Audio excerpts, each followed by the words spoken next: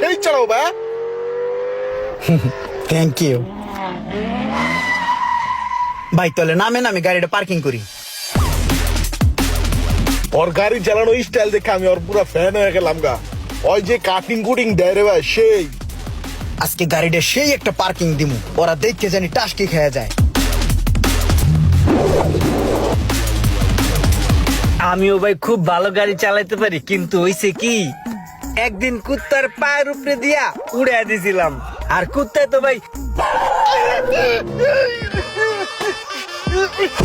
ভাই কুত্তা ঠিক এমনি চিকটা কানছে, কথাটা বুঝছেন? ভুবা ধন তো কইতে পারে নাই, খালি কানছে।